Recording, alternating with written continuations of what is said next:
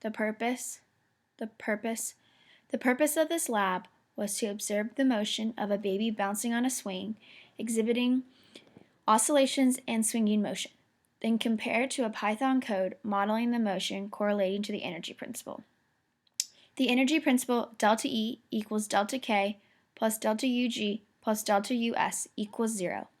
E is assumed to be conserved in the system of the baby, the spring, and gravity. Newton's second law is used as well in this lab to update the position of the baby as well as the velocity.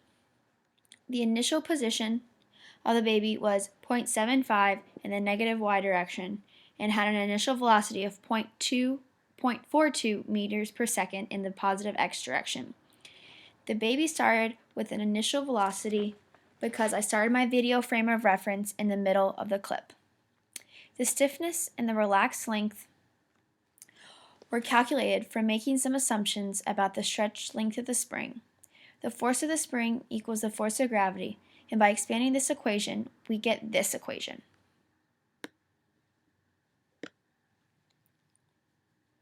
The spring stiffness 478.4 is plugged in and solved for the relaxed length of 0.65 meters.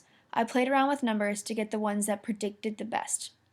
The large spring stiffness value accounts for the relatively large relaxed length.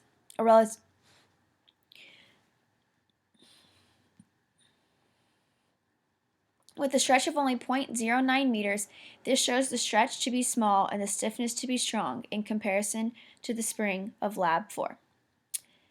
In multiple parts, the predicted motion from the Python code differs from the tracker's expected motion.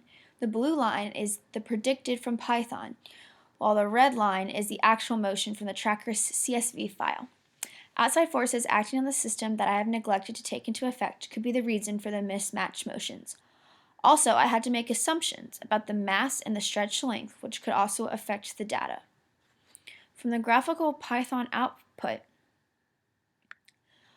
4 lines can be seen: a red for potential energy, a blue for kinetic energy, green for gravitational potential energy, and yellow for a delta E.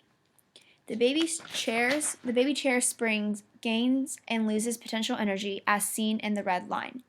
The gravitational potential energy oscillates, seen with the green line.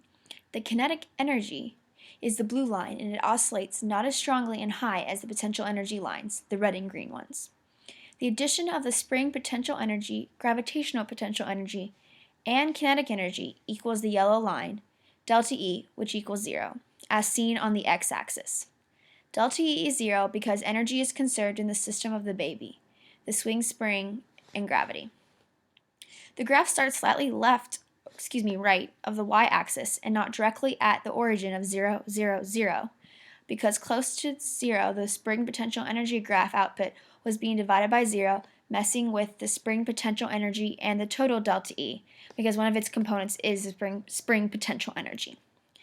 It caused it to shoot up the y-axis, skewing my results.